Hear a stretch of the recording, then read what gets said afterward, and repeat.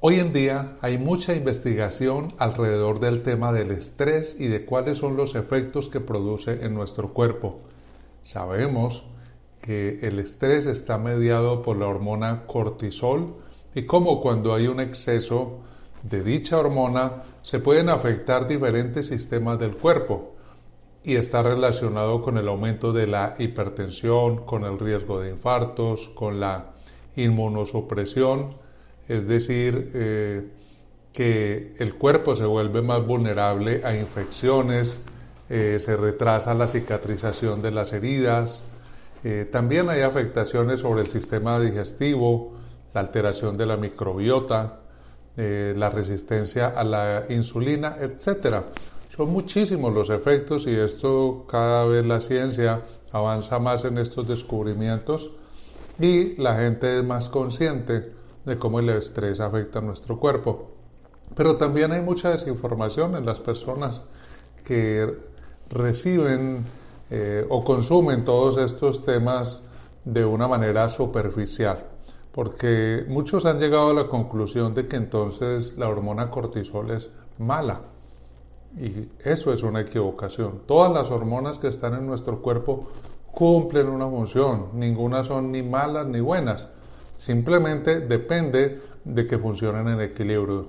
Cuando la hormona cortisol está en equilibrio, cumple una gran misión en nuestro cuerpo, ya que es la que nos da la energía para levantarnos cada mañana. Si tú al sonar el despertador para irte a hacer ejercicio o a trabajar, sientes pereza y quisieras seguir durmiendo, que es lo que le pasa a muchas personas, esa hormona cortisol es la que te activa y la que te dice, no, levántate, tienes que salir a ir a hacer deporte. Esa pereza que te da de no querer ejercitarte o salir a trotar o ir al gimnasio, es la hormona cortisol la que te activa para que lo hagas. Entonces mira cómo esta hormona cumple una función muy importante, pero por supuesto cuando se produce en exceso es donde daña las células. Y vivimos en una sociedad que quiere producir menos cortisol y más dopamina, porque ahora lo que está de moda es la dopamina, que es el neurotransmisor asociado al placer, la motivación y el sistema de recompensa del cerebro. Entonces creemos que la dopamina es buena, que la dopamina es positiva, porque entonces tenemos que estarla produciendo todo el tiempo para vivir siempre felices, y esto también es un error. Es un error tan grande que ha llevado a tener una sociedad como la de hoy que está totalmente adicta a la dopamina. ¿Qué sucede cuando se produce dopamina en exceso? Ya por causas biológicas o causas orgánicas, esto puede llevar incluso a una psicosis y a una esquizofrenia, ya que el exceso de dopamina en ciertas vías cerebrales está relacionado con alucinaciones y delirios. También un exceso de esta hormona se relaciona con tics y movimientos involuntarios que se pueden presentar en el cuerpo, movimientos repetitivos, los famosos tics nerviosos de los que hablamos. Pero estos ya en los casos más extremos, pero dentro de la mayoría de las personas el exceso de dopamina pues genera un estado de agitación, de ansiedad, estar siempre alerta, nerviosos, una dificultad para relajarnos, volvernos demasiado impulsivos o tener conductas de riesgo adictivas, ya que al estar buscando siempre la gratificación que nos da la dopamina podemos generar dependencia hacia las redes sociales, los juegos de azar, las sustancias adictivas, etcétera. Así que es un error decir o creer que entonces tenemos que estar produciendo dopamina en exceso. El cuerpo funciona dentro de un estado de equilibrio y es ese punto medio del que hablaba siempre Aristóteles, el justo medio que él llamaba, el que nos da la verdadera salud mental y el bienestar emocional. Pero entonces volvámonos al tema del estrés, donde se están produciendo niveles exagerados de cortisol y sabemos ya cómo esto daña las células de nuestro cuerpo. ¿Cómo podemos nosotros enfocar el estrés desde la no dualidad, desde el tema de la conciencia, que es el que tocamos siempre como eje central de la escuela del ser? A ver, primero veamos los principales errores, y es que la gente que no sabe, que no tiene una formación psicológica o una formación médica, cuando ven a alguien estresado, ¿qué es lo primero que se les ocurre decirle? Relájate, no te preocupes. Esas son las palabras más absurdas, vacías y sin sentido que le podemos decir a una persona estresada. O si yo soy el que tengo estrés, decirme a mí mismo es que tengo que relajarme. Eso es absurdo, eso no sirve absolutamente para nada. Lo que hace es el efecto contrario, porque crea el conflicto interno entre el deber y el querer. Cuando digo debo relajarme o tengo que relajarme, entonces estoy estableciendo un conflicto contra la parte de mi cuerpo que es la que está ansiosa en ese momento o alterada, contra el querer, y entran estas dos fuerzas que no deberían ser fuerzas opuestas sino complementarias, pero cuando creamos estos conflictos internos se vuelven fuerzas que luchan una contra la otra, aumentando el conflicto interno y aumentando los niveles de estrés. Otra de las cosas que hace que el estrés aumente es cuando las personas que lo padecen leen o escuchan todos los efectos dañinos que el estrés tiene sobre el cuerpo. Esto, en vez de hacer que tomen mayor conciencia y se relajen, hace que se estresen aún más, porque simplemente se aumentan los niveles del cortisol cuando siento que me estoy haciendo daño a mí mismo de manera inconsciente. Entonces, ¿cuál es la vía? ¿Cuál es el camino que plantea la no dualidad desde hace miles de años? Porque cuando yo hablo de no dualidad, estoy hablando de una filosofía perenne, eterna, sempiterna, la cual nos habla de que todo es uno, de que no hay una división entre lo bueno y lo malo, lo positivo y lo negativo, entre el cielo y la tierra, entre Dios y el universo, sino que todo es uno, un solo ser, una sola conciencia. Entonces, la misma palabra no dualidad significa no hay dos, es decir, no estés dividido. Nos invita a cesar, a terminar ese sentido interno de división que es el que hace que nos estresemos cuando entramos en conflicto contra nosotros mismos, cuando estamos peleando por lo que es y lo que creemos que debería ser. Este es el mayor conflicto básico de la conducta humana, lo describía muy bien Jiddu Krishnamurti, donde decía que ahí radica el sufrimiento humano, cuando hay conflicto entre lo que es y lo que pensamos que debería ser.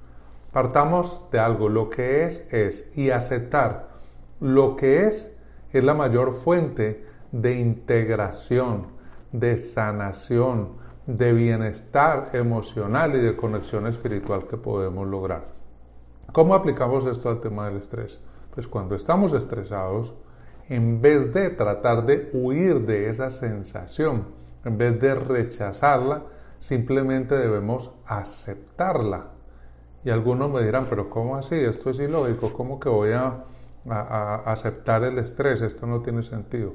Es que rechazarlo no te ha servido de nada. Cada vez que rechazas la sensación de estrés, lo que hace es dispararse, lo que hace es aumentarse, porque estás rechazando lo que es, lo que se está manifestando en tu cuerpo, y esto genera esa lucha interna, esa ruptura entre la mente, en los dos aspectos de la mente, que son el deber y el querer.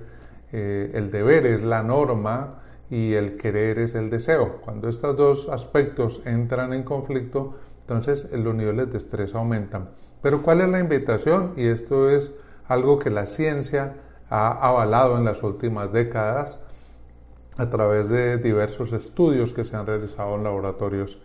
La invitación que te hago es que en el momento que estés estresado, simplemente tengas la capacidad de observarte a ti mismo, de tomar conciencia de tu propio cuerpo, de las sensaciones en tu cuerpo, de tomar conciencia de esa sensación de estrés como quiera que se manifieste, ya sea que se manifieste como sudoración, como tensión muscular en ciertas áreas del cuerpo, como ansiedad, de muchas maneras que se puede estar presentando, como un leve enojo o una ira constante. Bueno, son muchos síntomas que se pueden presentar.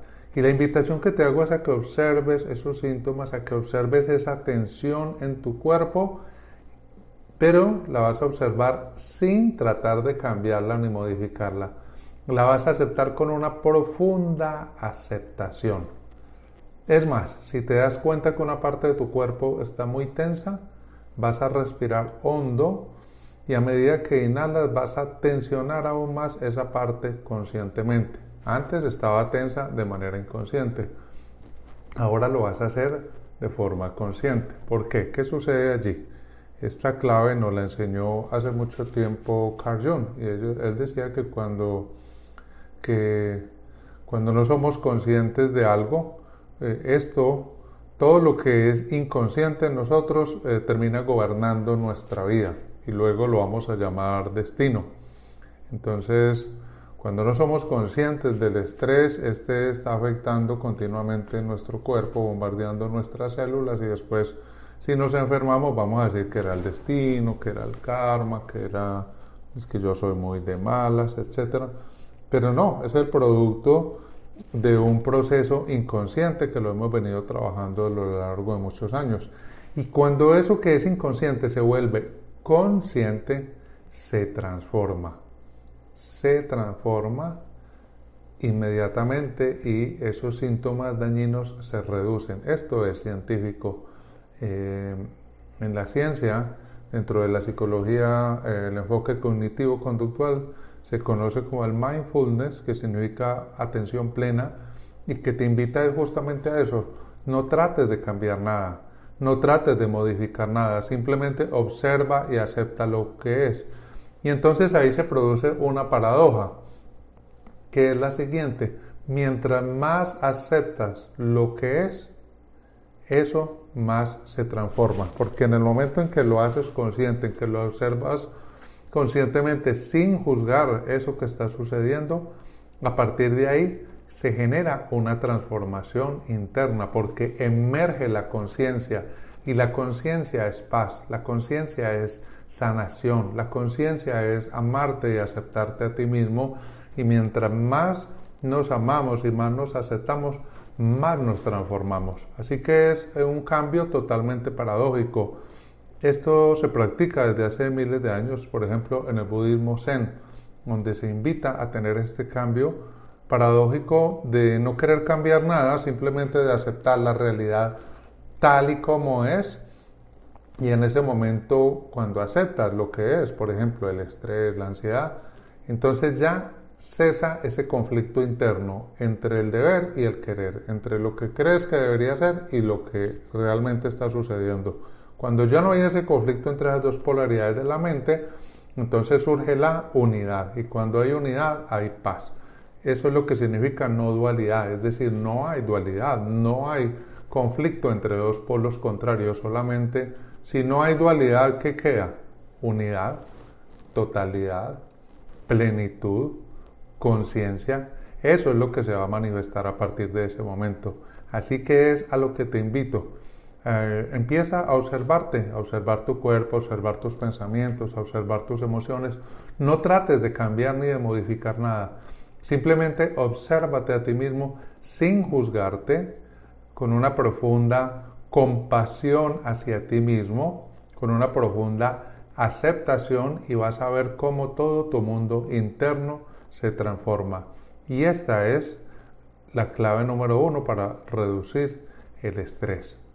Así que te invito a practicarla y a convertirte en un científico espiritual. Yo creo que esa espiritualidad que te vende cuentos, historias fantasiosas que nunca puedes comprobar si son o no cierto, no nos aporta mayor cosa. La verdadera espiritualidad debe ir de la mano con la ciencia y te invita a que compruebes en tu diario vivir que estas cosas realmente funcionan. Así que esa es la tarea que te dejo en este día. Deseo que sea un día lleno de conciencia para ti, y si te resuena el contenido de este canal, te invito a suscribirte a él, a darle me gusta, a hacer algún comentario, a compartirlo con tus amigos. Todo esto hará que el algoritmo de YouTube pueda hacer visible este contenido para muchas más personas a las que les puede resultar útil y beneficioso.